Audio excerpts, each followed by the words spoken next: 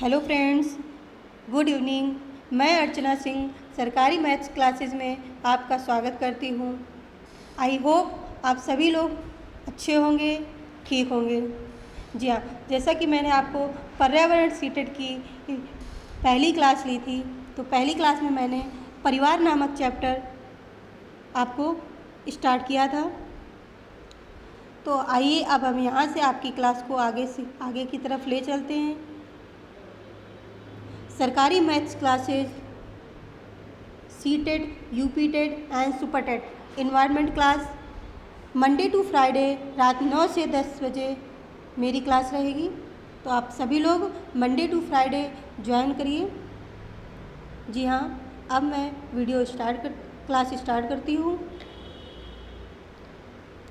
ये हमारे UPTET CTET के चयनित छात्र जो हमारे ऑनलाइन ऑफलाइन हमारे यहाँ प्रिपरेशन करते थे।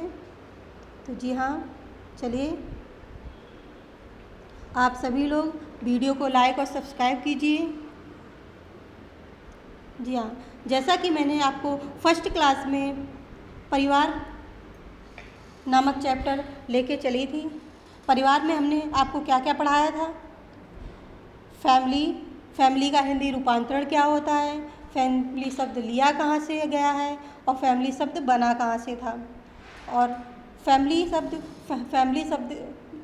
शब्द लैटिन भाषा के फैबुलस शब्द से लिया गया था। मैंने फैबुलस शब्द के आपको दो अर्थ बताए थे, संकुचित अर्थ और व्यापक अर्थ। तो मैंने व्यापक अर्थ के बारे में भी आपको सब बताया। परिवार को क्या कहा जाता है, परिवार बालक की पहली शिक्षा कौन सी होती है और परिवार शिक्षा का अनौपचारिक साधन होता है। ये सब मैंने आपको क्लियर करके चले थे। तो आइए हम आपको परिवार का टॉपिक वही आगे लेके चलते हैं। तो हम आज परिवार का वर्गीकरण से स्टार्ट करते हैं।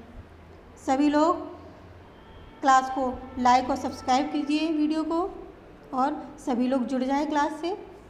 जी हाँ, फर्स्ट पॉइंट है मेरा, परिवार का वर्गीकरण मैकाइवर एवं पेज ने किया था। जी हाँ, आपसे पूछा जाएगा परिवार का वर्गीकरण किसने किया और कितने भागों में किया। तो आप लोग ऐसे बताइएगा, परिवार का वर्गीकरण समाजशास्त्री मैकाइवर एवं पेज ने किया था। जी हाँ, परिवार का वर्गीकरण हमारे समाजशास्त्री मैकाइवर तथा एवं पेज ने किया था।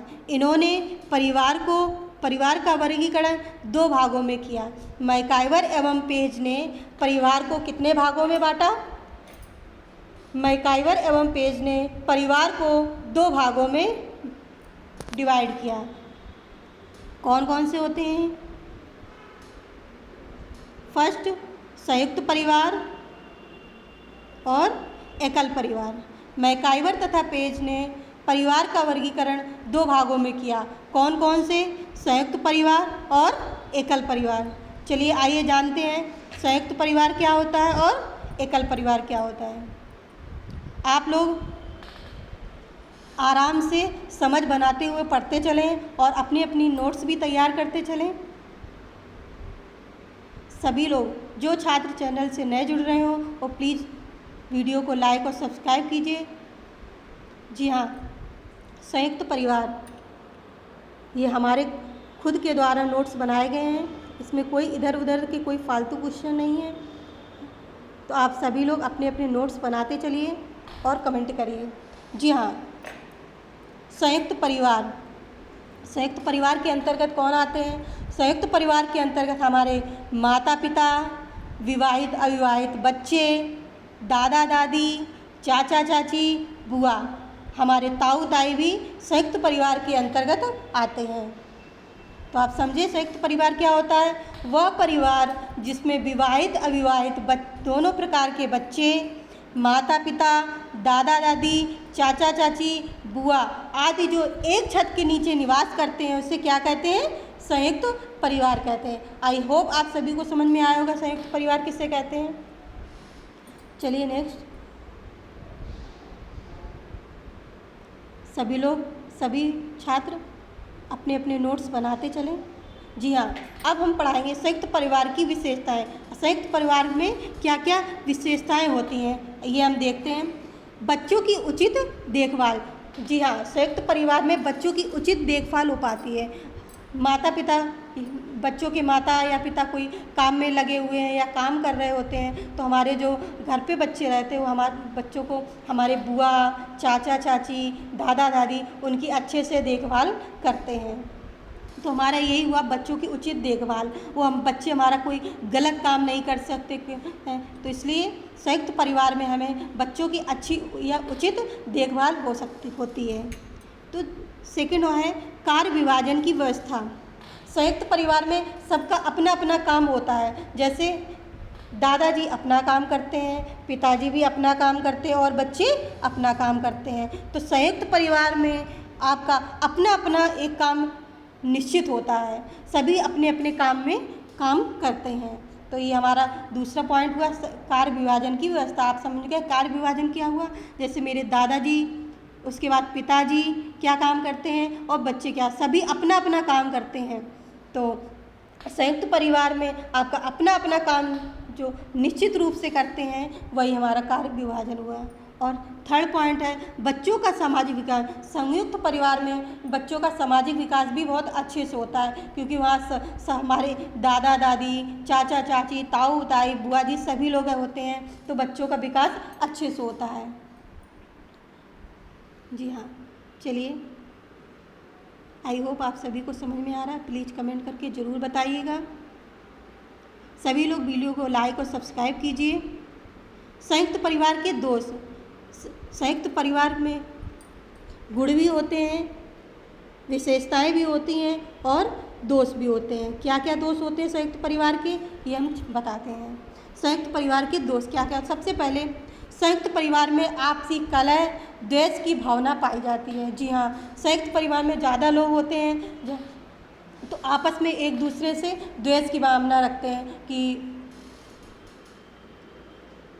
संयुक्त परिवार में नियंत्रण पाया जाता है। संयुक्त परिवार में कठोर नियंत्रण पाया जाता है। जैसे हम लोग एक हस्बैंड वाइफ हुए, जैसे कि हस्बैंड वाइफ हुए, उनको कहीं घूमने जाना होता है तो सबसे पहले उनको अपने दादा बड़ों से, फिर अपने हस्बैंड से, सभी परिवार वालों से पूछ के जाना पड़ता है। और तो इसलिए ये हमारा संयुक्त परिवार में कठोर नियंत्रण होता है। संयुक्त परिवार में काम को टालने की प्रवृत्ति पाई जाती है। बहुत लोग होते हैं, वो सोचते हैं वो कर लेंगे, वो सोचते हैं वो कर लेंगे, तो सब इसमें काम को टालने की प्रवृत्ति भी पाई जाती है। तो आप ये सब लोग प्लीज़ कमेंट करिए और शेयर कीजिए। जो भी समझ में ना आया प्लीज़ कमेंट करके बताइए। संयुक्त परिवार के दोष। संयुक्त परिवार में आपने देखा, संयुक्त परिवार आपसी कलह भी होते हैं, एक दूसरे के द्वेष की भावना भी हो जाती है संयुक्त परिवार में। संयुक्त परिवार में एक नियंत्रण भी रहता है। कहीं भी हमें घूमने जाना है या कहीं भी कुछ भी काम करना है तो सबसे पहले हमें अपने दादा दादी, माता पिता से और फिर अपने हस्बैंड से सबसे पूछना पड़ता है। ये हमारा कठोर नियंत्रण हुआ।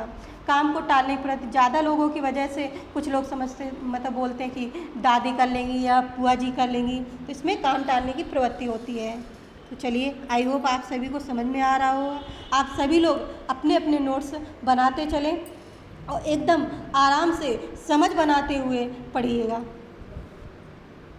चलिए आगे चलते हैं।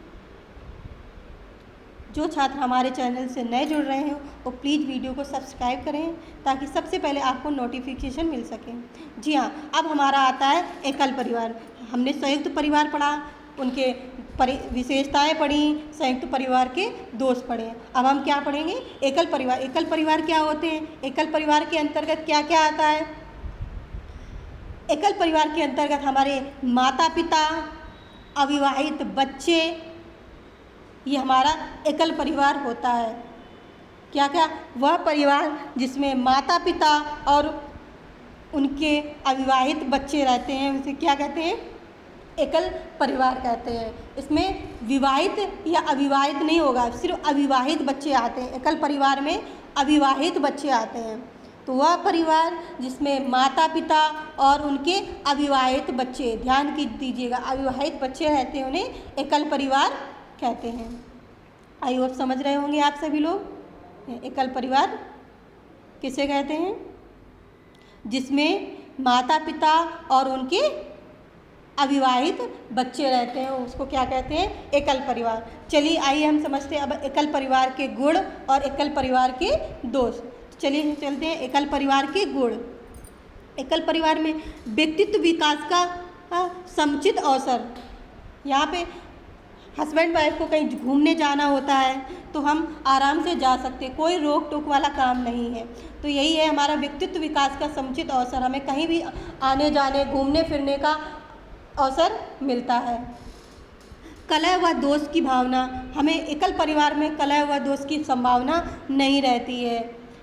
घर को चलाने में स्वतंत्रता, हमारे घर में अगर टीवी नहीं है, फ्रिज नहीं है, अगर हमारा मन है तो हम अपने अनुसार हम उस सामान को खरीद सकते हैं अपनी स्वतंत्रता के अनुरूप। तो ये हमारे एकल परिवार के गुण हैं, हम कैसे भी अपना काम कर सकते हैं। एकल परिवार में रहकर कुछ भी हमें सामान खरीदना होता है तो हम आराम से खरीद सकते हैं, कहीं भी हमको घूमना फिरना होता है तो हम आराम से आ जा सकते हैं, हमारे कोई रोक टोक की भावना नहीं है। कलह व दोष हमारे बीच में एकल परिवार में कलह व दोष भी नहीं होते, एक दूसरे के प्रति कलह व दोष रखें। हस्बैंड वाइफ और बच्चे होते हैं आराम, तो कलह व दोष की संभावना नहीं रहती है। चलिए आई होप आप सभी को समझ में आ रहा होगा। चलिए अब हम एकल परिवार के दोष पढ़ते हैं। एकल परिवार के दोष क्या क्या होते हैं? जी हाँ, एकल परिवार में बच्चों की देखभाल की समस्या। एकल परिवार में बच्चों की देखभाल अच्छे से नहीं हो पाती है, क्योंकि माता पिता अपने अपने काम में व्यस्त रहते हैं और बच्चे अपना रोते रहते हैं या काम बिगाड़ते हैं, उनको कोई देखभाल करने वाला नहीं हो पाता है। अगर एकल परिवार में घर की जो हमारी महिलाएं हैं वो घर का सारा काम करती हैं और बच्चे को ज़्यादा देख नहीं पाती हैं, वो थक जाती हैं, इसलिए हमारे बच्चों की देखभाल अच्छे से नहीं हो पाती है।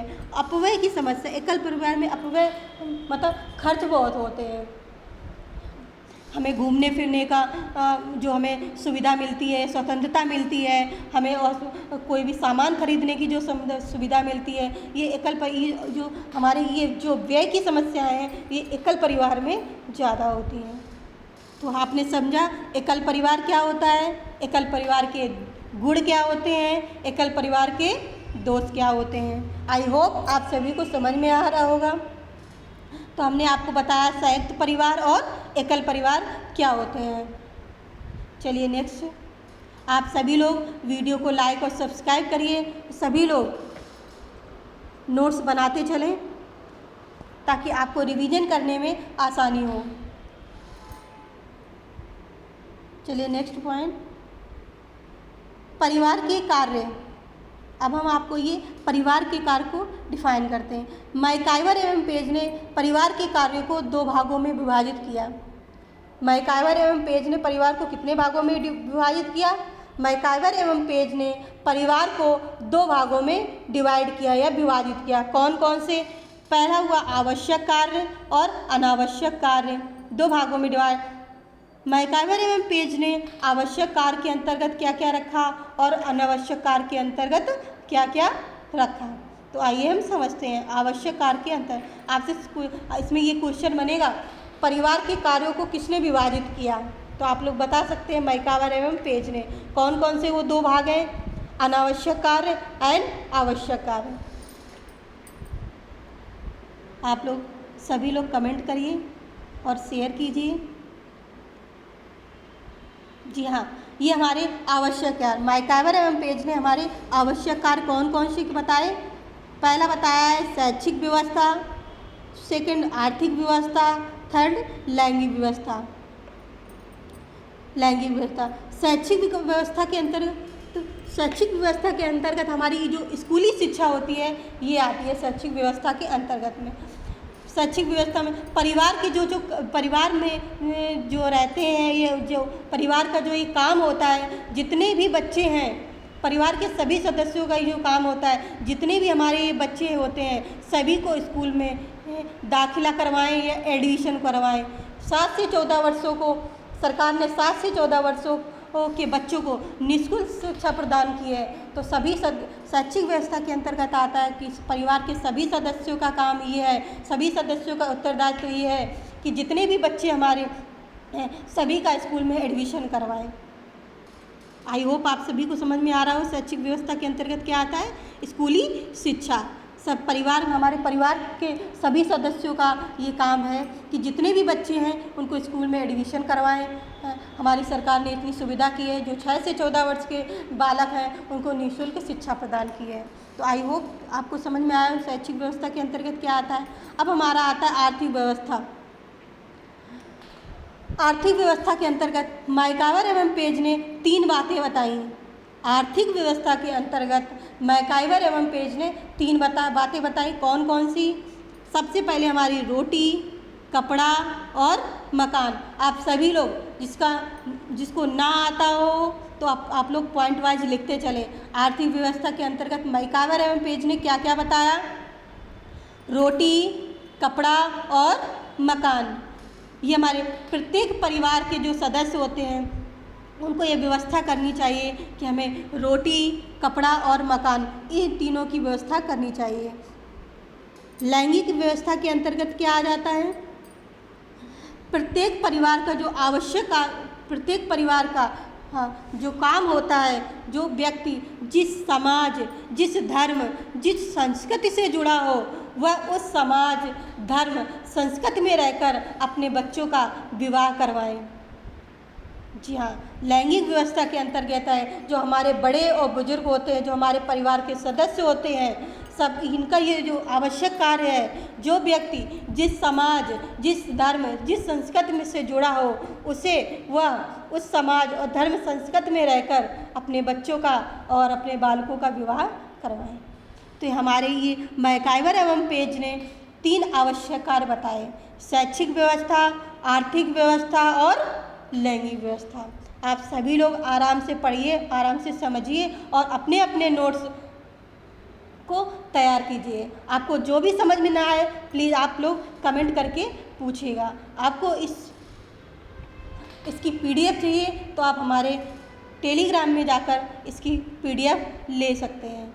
चलिए, अभी हमने आपको आवश्यक कार्य बताए, अब हम आपको बताएंगे अनावश्यक कार्य। मैकाइवर एवं पेज ने कौन से अनावश्यक कार्य बताया? मैकाइवर एवं पेज ने मनोरंजन के साधन की व्यवस्था करना। इस अनावश्यक कार्य के अंतर्गत क्या था? ये वो कार्य होते हैं जो परिवार अपनी आर्थिक स्थिति के अनुसार करता है। जैसे हमारे घर में टीवी नहीं है, फ्रिज नहीं है, या हमारे साधन हैं जो हमारे घर में उपलब्ध नहीं है। तो अगर आपकी स्थिति है, आर्थिक स्थिति ठीक है, तो आप उसका आप व्यवस्था कर सकते हैं। तो इसी के अंदर मनोरंजन के साधन के अंतर्गत ये आते हैं हमारे कि ये वो कार्य जो परिवार अपनी आर्थिक स्थिति के अनुसार कर सकता है। आपके पास आर्थिक स्थिति आपकी सही है तो आप अपना कोई भी सामान खरीद सकते हैं या कुछ भी कर सकते हैं। और अनावश्यक कार्य के अंतर्गत यही आता है मनोरंजन के साधन की व्यवस्था करना। आई होप आप सभी को समझ में आ रहा होगा। तो सभी लोग भी क्लास को शेयर कीजिए और कमेंट कीजिए। सभी स्टूडेंट अपने अपने नोट्स बनाते चलें। जो छात्र हमारे चैनल से नए जुड़ रहे हो प्लीज़ वीडियो को लाइक और सब्सक्राइब करें। जी हाँ, मेन पॉइंट ये है, शारदा एक्ट का संबंध किससे है?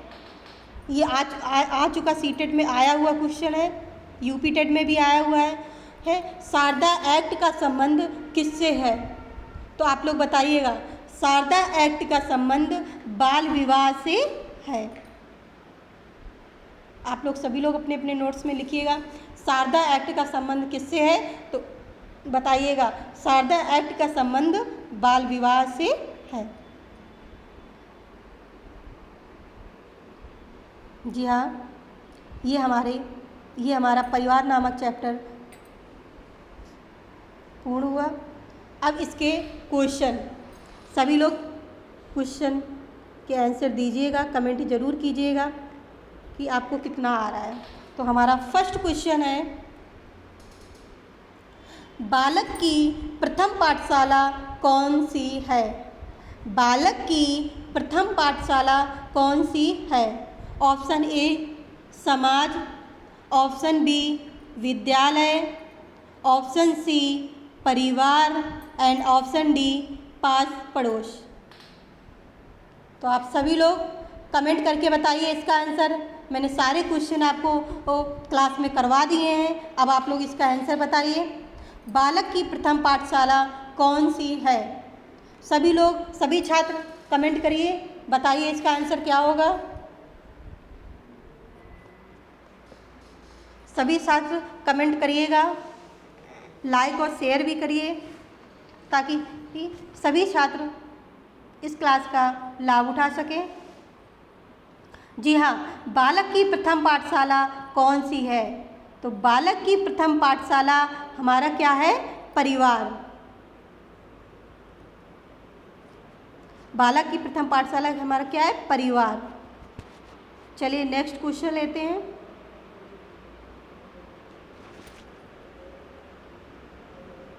दूसरा क्वेश्चन है हमारा, परिवार का सबसे छोटा रूप क्या है? परिवार का सबसे छोटा रूप। ऑप्शन ए नाभिक परिवार, ऑप्शन बी संयुक्त परिवार एंड ऑप्शन सी विस्तृत परिवार, ऑप्शन डी इनमें से कोई नहीं। तो आप सभी लोग कमेंट करके बताइए परिवार का सबसे छोटा रूप। सभी लोग कमेंट करिए, सभी छात्र कमेंट करिए, बताइए नाभिक परिवार, संयुक्त परिवार या विस्तृत परिवार या इनमें से कोई नहीं। जी हाँ, परिवार का सबसे छोटा रूप हमारा नाभिक परिवार होता है। क्या होता है? नाभिक परिवार। नाभिक परिवार को ही हम एकल परिवार बोलते हैं या कहते हैं। आयो आप सभी को समझ में आ रहा होगा, नाभिक परिवार को ही हम क्या कहते हैं? एकल परिवार, या एकल परिवार को ही हम क्या कहते हैं? नाभिक परिवार। तो परिवार का सबसे छोटा रूप नाभिक या एकल परिवार। आई होप सभी को समझ में आ रहा होगा। सभी लोग वीडियो को लाइक और सब्सक्राइब कीजिए। जी हाँ, नेक्स्ट क्वेश्चन की तरफ चलते हैं। सभी लोग, सभी छात्र कमेंट करेंगे। जी हाँ, थर्ड क्वेश्चन, किस परिवार में बच्चों में आत्मनिर्भरता एवं निर्णय लेने की क्षमता का विकास होता है? किस परिवार में बच्चों में आत्मनिर्भरता एवं निर्णय लेने की क्षमता का विकास होता है? ऑप्शन ए एकल परिवार, ऑप्शन बी संयुक्त परिवार, ऑप्शन सी विस्तृत परिवार एंड ऑप्शन डी इनमें से कोई नहीं। तो आप सभी लोग तीसरे क्वेश्चन का आंसर कमेंट करिए। सभी छात्र कमेंट जरूर किया करें। किस परिवार में बच्चों में आत्मनिर्भरता एवं निर्णय लेने की क्षमता का विकास होता है? जी हाँ, सभी लोग कमेंट करिए। सभी लोग क्लास के अंत में अपना अपना फीडबैक ज़रूर दीजिएगा कि आपको क्लास कैसी लगी। किस परिवार में बच्चों में आत्मनिर्भरता एवं निर्णय लेने की क्षमता का विकास होता है? जी हाँ, ऑप्शन 3, क्वेश्चन 3 का राइट आंसर ऑप्शन फर्स्ट एकल परिवार। एकल परिवार में बच्चों में आत्मनिर्भरता एवं निर्णय लेने की क्षमता का विकास होता है। सभी को समझ में आया? एकल परिवार में बच्चों में आत्मनिर्भरता एवं निर्णय लेने की क्षमता का विकास होता है। चलिए नेक्स्ट क्वेश्चन, सभी लोग अपने अपने नोट्स में पॉइंट बना के लिखते चलें। जी हाँ, क्वेश्चन 4, एकाकीपन की भावना होती है। एकाकीपन की भावना होती है एकल परिवार में, संयुक्त परिवार में, विस्तृत परिवार में या इनमें से कोई नहीं। तो आप लोग सभी लोग कमेंट करके बताइएगा एकाकीपन की भावना किस परिवार में होती है? सभी छात्र अपने अपने अच्छे से नोट्स समझकर बनाते चलें, जिससे आपको रिवीजन करने में आसानी हो। और सभी लोग वीडियो को लाइक और सब्सक्राइब करते रहिए ताकि सभी छात्र इस चैनल से जुड़ सकें। जी हाँ, एकाकीपन की भावना होती है। एकाकीपन की भावना एकल परिवार में होती है।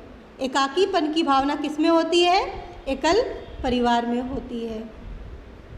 आई होप आप सभी को समझ में आया होगा। तो आज आज क्या क्या पढ़ा हमने? हमारे परिवार का वर्गीकरण किसने किया? फिर हम लोगों ने किसने परिवार का वर्गीकरण किया? परिवार को वर्गीकरण कितने भागों में हुआ? कौन कौन से हमने अपने आप को दो भागों में किया, संयुक्त परिवार और दूसरा एकल परिवार। संयुक्त परिवार क्या होते हैं ये मैंने आपको बताया। संयुक्त परिवार की क्या क्या विशेषताएं होती हैं ये भी हमने आपको बताया, और संयुक्त परिवार के क्या दोष होते हैं ये भी बताया आपको। एकल परिवार क्या होते हैं, एकल परिवार के गुण और एकल परिवार के दोष क्या क्या होते हैं ये भी आज हमने आप लोगों को पढ़ाया। तो आप लोग सभी लोग अच्छे से समझ के पढ़ते रहें और हमारा साथ देते रहें, ताकि हम भी आपको अच्छे से अच्छे आपको टॉपिक या कंटेंट दें। सभी छात्र वीडियो को लाइक और सब्सक्राइब करें, ज़्यादा से ज़्यादा आप लोग शेयर करें ताकि सभी छात्र वीडियो का लाभ ले सकें। अगर आपको पीडीएफ चाहिए तो आप हमारे टेलीग्राम में जाकर आप इसकी पीडीएफ ले सकते हैं। अगर आपको हमारे एकेडमी से ऑनलाइन या ऑफलाइन जुड़ना है तो आप हमारे फ़ोन नंबर 9910386775 पर आप कॉल करके आप कंफर्म कर सकते हैं या इसकी जानकारी ले सकते हैं। ऑफलाइन क्लास हमारे व्योम एकेडमी के नाम से है। आप हमारी वेबसाइट पे जाके www.vyomacademy के नाम से आप सर्च कर सकते हैं। ये हमारी M38 sector 12 M block Pratap Vihar near डोमिनेज गाजियाबाद।